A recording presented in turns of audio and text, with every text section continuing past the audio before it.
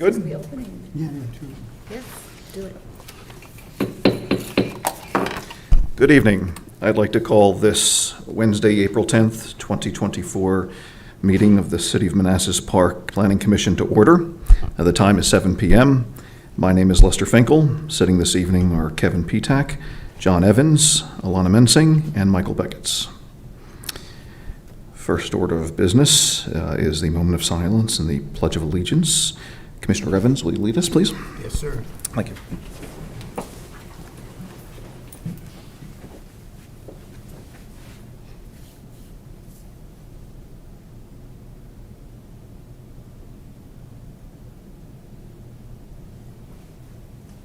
Pledge allegiance To to the flag of the United States of America and to the republic for which it stands, one nation, under God, indivisible, with liberty and justice for all. Thank you. Next item is approval of the agenda. Any changes to the agenda this evening? Seeing none, would anyone care to make a motion to approve the agenda as is? Moved. Motion, second? Second. Second. All those in favor signify by saying aye. Aye. Opposed? Motion carries unanimously. Next agenda item is the adoption of minutes from the February 14th, 2024 meeting. I had noticed a couple of paragraphs that were redundant, and I've provided those on page 3. Any other changes? Okay. Would anyone care to make a motion to adopt the meeting minutes for February 14th, 2024 meeting as amended? So moved. Motion, second? Second. Second. All those in favor signify by saying aye. Aye. Opposed? Abstentions? Motion carries unanimously. Are there any members of the public present? Seeing none, we'll move along. Our agenda item this evening is a public hearing. It's the fiscal year 25 to fiscal year 29 capital improvement program. I will open the public hearing. The time is 7:03.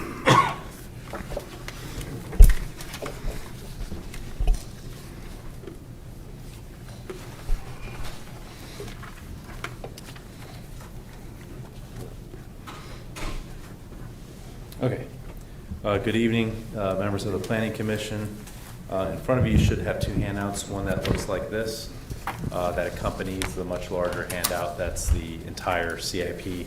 So last time I presented to you all, I let you know that, hey, that's kind of our desired capital, and once I get revenues, which I did 2.5 weeks ago, then I have to balance the budget, and that's what this is. And so I have a very short turnaround time. I'm not getting a lot of sleep here last couple of weeks to kind of finalize the budget for you all and make sure everything's balanced. And unfortunately, this was a lot tougher budget than the last few years, as kind of things tighten up a little bit with inflation and things just kind of costs just exceeding expectations, and some revenues not kind of keeping up. But this is just kind of the list of everything that we either had to push back or completely eliminate from the 10-year CIP. Some of the stuff didn't show up in your, so I do a 10-year model, right? What you guys officially vote on is the 5-year, but I kind of give you greater insight into the long run, kind of all of our capital requirements. But you can see this is kind of the list of projects that we had to push back or completely eliminate. You can see kind of some of the big ticket items. The slide 2, the turf field, the outdoor lighting for Signal Hill Park. Completely eliminated from the CIP. A lot of the Blooms Park work as well, completely eliminated from the CIP. And then the last page, the big one, the high school renovation project, $35 million, eliminated from the CIP. The second fire station eliminated from the CIP. So in total, you can see we had to cut or defer or cut $60.7 million, the majority of which, $57 million, unfortunately, had to be completely eliminated. And that's kind of our new unfunded liability with some other projects that we kind of carry in that as well, that we haven't brought back, like the skate park and other things that are still kind of tucked away in that. But this is a much bigger number than the last few years of unfunded liabilities that we got to figure out how to pay for. But I'll kind of I'm going to do a quick recap tonight of what the model looks like now with revenues over expenditures as well. So this is kind of the same presentation that you all had last time, but I've just modified the numbers now based off of the reality of revenue. So last time you only saw a chart that looked like this, the pink or the red. This time I'm adding the revenue categories. Like I said before, transportation, we get a lot of revenues, right, from the federal government, from the state government. We've been winning a lot of revenues to cover a lot of transportation requirements. You see some here we're spending a lot more in transportation than what we're getting in 25 by about $1.5 million, but a lot of that's ARPA as well. We're using ARPA funding for transportation in the final year that we have, which is half of FY25 to obligate ARPA funding, and then we can spend it over the 2 years after that. So that's why transportation is kind of a big number, but we had a lot of downtown transportation requirements we had to address. And then you can see the other revenues. We get some proffers from different developments as well. That's the number I'd like to get up with some additional developments if we can, because that's how you pay, the best way to pay for capital. And then the transfers from the city, you can see it's very large in 25 because a lot of that, again, is ARPA transfers as we had to spend the remaining amount, and then it comes back down to your base, which is around $6 to $8 million a year of what you can afford to provide to your CIP. Kind of the big ticket expenditure items still from a transportation standpoint. In 28 is the Route 28 innovative intersections, and 29 is the Connor Drive South extension, which we really could have used today when that car flipped over and pretty much closed off traffic on Manassas Drive. Community development, this is additional, or the purchase of the building that was discussed last night in public hearing, along with kind of the remaining ARPA spending on smart meters and then SCADA as well. For Parks and Rec, it's a big project at Signal Hill Park to renovate using ARPA funding again. The water park itself, the facility associated with the water park, and the pavilion and the bathrooms there. And those are all kind of ARPA eligible projects. And then administrative and general services, that's where the acquisition of the, I misspoke, the acquisition of the community development building that we talked about last night was actually in this line item here. And then out years, it's pretty steady across the board. But a balanced budget overall. For the kind of facilities, other big ticket item was the fire station in FY29, some remodeling that has to happen, some renovations as we continue to improve that building. So overall, $146 million over 5 years. $101 million of that is transportation, $6.6 million is schools, $5.6 is ARPA. This is nearly $45 million less than what I presented to you all last time, over a 5-year CIP. And that's why I said, you know, when I showed you that, I said that's kind of what we need to do. It's not what we're going to be able to do because revenue hits reality. So now what this looks like, remember before it was like almost $200 million. This is what it looks like now. The majority, 69%, is still transportation projects. That did not change. That percentage only went up. Facility and grounds, that's the city hall lease payments here, the acquisition of the community development building and the fire station renovations. Community development and Parks and Rec, you got SCADA, smart meters, and the Signal Hill Park renovation projects. Schools, public safety, kind of round that out afterwards, and then at the end you can see the admin technology. So looking at the general fund, last time I showed you this, kind of comparing it to last year's model. We're over the 5 years, we're growing by about 3.4%. That's kind of in line with where inflation is right now. So it's about $1.5 million more over 5 years. It's only $33,000 more in FY25. 25, 26 are the tighter budgets. Things improve a little bit, 27, 28, 29, but they don't really improve until FY30. That's when you can do a little bit more in terms of capital spending. One of the items that may be pushed back, unfortunately, depending on where the governing body lies on in their tax policy, the comp plan. I have that currently in 25. That's one of the items that I originally pushed back to 27 as I was balancing the budget. There's an opportunity to do it in 25, but we'll see where the governing body goes with that. So I'll keep you guys informed about that. For water and sewer, the only things that change, we're pushing back the phased projects, for the water projects. Nothing else really changed. Overall, the 5-year CIP remains relatively the same, besides those 2 projects that were scaled back. And then stormwater, we didn't really scale anything back. We just won congressional funding for about almost $1 million for the bird sanctuaries. That's a huge victory. So you'll see in the overall budget, the rate rates for stormwater increases have gone down dramatically because of winning that. So that was a success we found out over the last few weeks. So we're not just winning transportation funding for the city, we're winning other grants as well. We did for security. We won some earmarks for some major security projects in our schools, and we won other grants for fire across the board. We've been winning a lot of grants for the city, and this is the latest example of that as well. So that's, $1 million kind of smaller impact on the city because it's being funded by the federal government.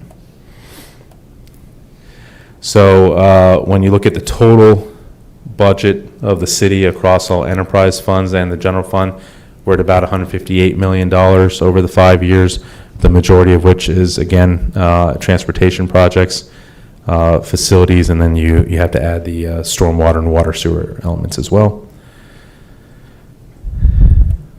So overall, you can see across the entire city, last year's model was $57.7 million when not counting transportation. This year is $57 million. So we're about $700,000 less in this year's CIP than we were last year's CIP, which is bad because I had this note about how we have to start spending more on CIP. We just can't.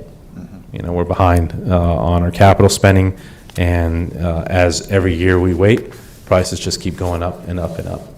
And but we're in a difficult financial position right now again, and hopefully we can resolve this through some development projects that I've briefed in closed session with the governing body. Other than that, that's all I have for tonight. If you have any questions, I know that's kind of a short timeline for you guys to review, since I just presented last night with the revenue model. So I know that's not a lot of time for you all to digest the new reality and make decisions. So, but that's what we have now. Questions?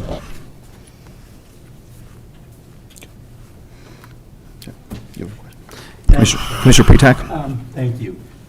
So a very high-level question. Could you speak directly into the mic, please?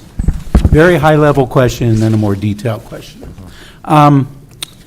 So if we take out transportation funds and the ARPA funds too, it looks like our CIP budget is about $5 to $10 million per year over the next 5 years. Is that a fair characterization? Well, let's see. So it's $57 million, not counting. So this is the number you're looking at minus, it's minus about, ARPA. It's $50 million, so Yeah. it's about $10 million over 5 years, or $10 million per year over 5 years. Unless the ARPA funds become somewhat less. No, the ARPA is around $7 million. Okay, thank Yeah, you. so it's $50 million over 5 years, so divide that by 5. Gotcha. That's kind of what I saw too. Yeah. So how does this compare, looking at our total budget? I know we're not focused on the total Manassas Park budget here, but our total Manassas Park budget is about $150 million a year. Is that about right? No, I presented that last night. I can pull up the numbers. So the operating budget's around $55 million. Your total, it shows $155 million, but it's double counting capital in that. So it's more like $140 million, $130 million. Okay, so percent-wise, that $10 million is roughly 7 or 8% of that total budget. Is that correct? Yeah. How does that compare with other jurisdictions in the area? Is it in line, or, because it seems like we're deferring a lot? Yeah, we are deferring a lot, but it's not because we're not spending on capital, because you have to look at debt.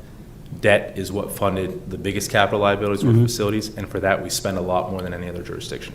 So you can't just look at what our capital spending is and say, oh, we're underfunding capital. That's true, but there's a reason for that. It's because of debt, because of the debt we had to incur for the facilities, the fire station, police station, community center, and the 4 schools in the 2000s. We pay a lot more debt than the other jurisdictions, which is why we pay less in capital. We don't I have got the you. financial flexibility, yeah. I got you. So it's not an apples and apples comparison to the Plus other a jurisdictions? big chunk of that. Because of the debt. $130 million, you're talking about $55 million in schools, right? Which a big chunk of that, about $35 million is funded by the state and federal government. So that's a big chunk of our budget as well. So, but it's not really taxpayer money, the full amount. There's a lot of support that comes from the state and federal government for our school system. Okay, Yeah. good. And then my more detailed question was, on the school line item, I think it was 6.6 million over 5 years. That, there was another chart later, which was specific to the school budget, that I couldn't seem to reconcile with that 6.6 million. And I was wondering if it was just the timing of the payments creates the differences between the 6.6, yeah, that table. Yeah, so if you have to scratch this out. Right, sure, and when I scratch that out, it looks like it's 7.2 million unless, There could be items that are grant funded here as well. The desks This were- was an older chart, so I have to go back and look at it. The best way, this chart may be wrong. You gotta look at the spreadsheet, which is uploaded now, Okay. right? So maybe this one wasn't updated, but the actual spreadsheet in the budget page is what actually has the actual numbers. okay, thank you, Leslie. Yeah. And I forgot to mention this, in this presentation you guys had, you can see kind of which projects were completely eliminated with this giant X. Let me see, give you guys an example here. You see the giant X, that means the project's gone. If you want to look at kind of timeline impacts as well, you would see in certain projects like here, right? It was pushed back to FY '26, that means it was an FY '25 project, so I highlight the change in year itself. Other questions? Commissioner Beckett? How was it decided what was eliminated versus what was pushed back versus what was left? Prioritization, more critical projects along with financial feasibility as well. Yeah. That's my discretion, so you guys are free to recommend to the governing body any changes, but this is why I present the entire thing to you all, so you guys in the governing body can look at this and say, you know what, Lazo, we disagree with you. We want that project back in there, plug it back in, but if you do that, do the math right, and cut out other projects equivalent to that project that you're putting back in. Yeah. Again, this is my recommended budget. Other questions? Okay. Thank you. Great, thank you. Appreciate it. I don't see any members of the public present, so with that, unless the commissioners have any other thoughts for the city, I'll request a motion to close the public hearing. Moved. Motion, second? Second. Second. All those in favor signify by saying aye. Aye. Opposed? Motion carries unanimously. The time is 7:23. 7:17, sorry. Need to tell time.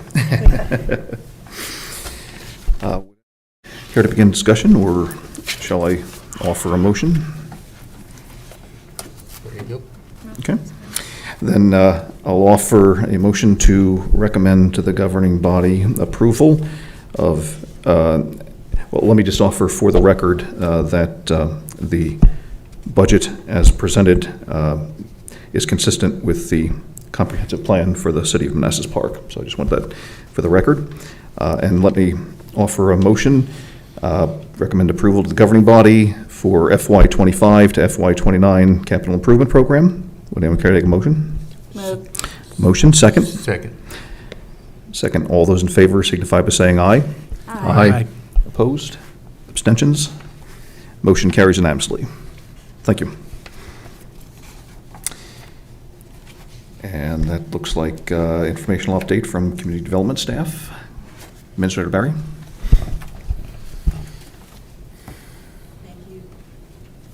Thank you. Good evening, everybody. I just have 3 items that I'd like to inform you of.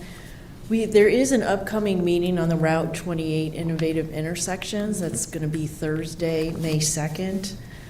And I encourage people to attend. I know some of our staff will be there. It's going to be from the area for Phase 1 is from Manassas Drive, heading north on 28 towards Spruce Street. It's just a few intersections up, but it will be a public information meeting, and I think that will be helpful for everybody to attend. You can also actually do it remotely, and tomorrow morning I will send you more information, a link, so you can have that. The second thing is we have just released our housing survey as part of our housing needs assessment. You'll be getting a link for that as well. I'm encouraging everybody to fill out that survey. We do have it in both English and Spanish, so we're hoping we get a good turnout of all of our residents to inform that assessment plan. And just lastly, we did receive a proffer condition amendment for our Tenna Park, the Phase 4 redevelopment. They did not provide any plans, but just an application, but told me orally that they're looking towards to add an additional 85 apartment units to the remaining phase, well, to the next phase. So I have not seen anything yet, but that was relayed to me, and I wanted to pass that on to you. So with that, if you have any questions of me, I'd be happy to answer them. Questions? Seeing none, thank you. Appreciate it. And with that, I'll entertain a motion to adjourn. So moved. Second. Motion, second. All those in favor signify by saying aye. Aye. Opposed? Motion carries unanimously. The time is 7:24.